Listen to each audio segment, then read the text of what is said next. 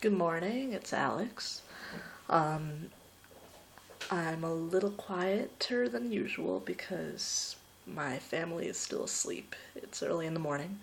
Uh, but I was talking to a friend about something last night, and I realized I hadn't made a video about it yet.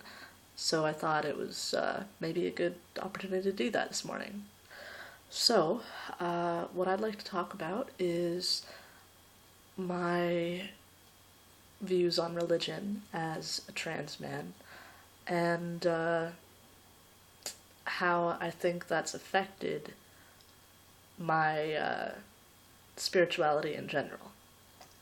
So, growing up, I was very religious. I was raised by, uh, for the majority of the time, I was raised by my mom and my uncle.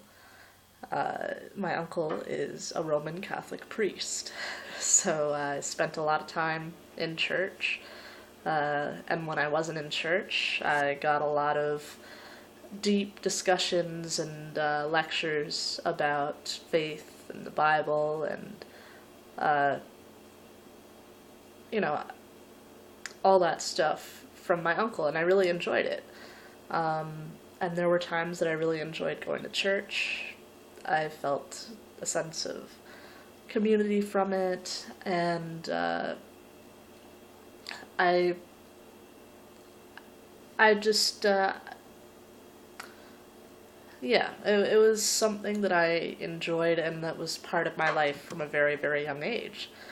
So when I realized that I was trans, uh, I knew what the Bible said about it, and I knew how my parents, as religious people, felt about it. And it was really hard for me. I prayed for a very long time that, God would make it go away, that, I could repent and be normal, and that didn't work. And then I prayed for God to send me a sign that, that it was okay, that the Bible was wrong about the way he felt about, LGBT people. And I didn't get anything from that. So I started really searching myself, and I realized at that point that I had two options. I would either suppress this part of myself or move forward with my transition and figure out how my faith could live in that space. So, of course, I tried to suppress it for a long time, and obviously that didn't work, and it kept getting worse. My gender dysphoria became so much that at times for a week or more, I couldn't even be touched, like, at all, like on my shoulder or anything. I just felt so awful in my body that I had to completely ignore it in order to feel any sort of normal. So it got really bad, and my husband was all like, okay, you can't keep doing this. So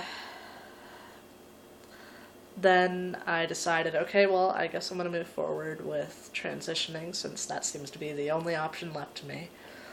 So at that point, I started to feel very unwelcome in church spaces. I started to feel guilty praying, doing all of the religious things that I had done my whole life, because I felt like, okay, if these people that I am part of their community, if they knew, then they wouldn't want me here. And I don't want to make anyone uncomfortable, and there's no point continuing this charade if, according to all these people and according to God, I'm going to go to hell anyway. So I stopped going to church, and that was about a year ago. when I decided to move forward with my transition. So I started watching the Atheist Experience on YouTube, where atheists challenge Christians on their beliefs and other religious people. I started reading a lot about agnosticism, atheism, and other belief systems. And I slowly realized that the only reason at that point that I was still believing in God was the level of comfort and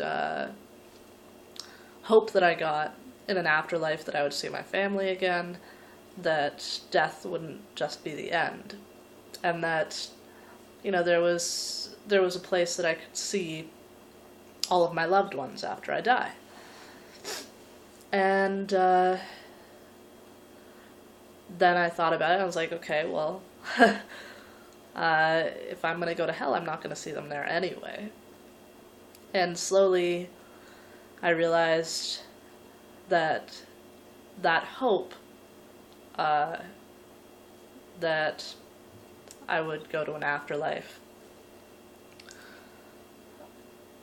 was not as strong as I thought it was, and my beliefs were not as strong as I thought they were. And now I consider myself an atheist, just because hope in an afterlife isn't a good enough reason, I think, for me to believe in God, when there are no other good reasons and no other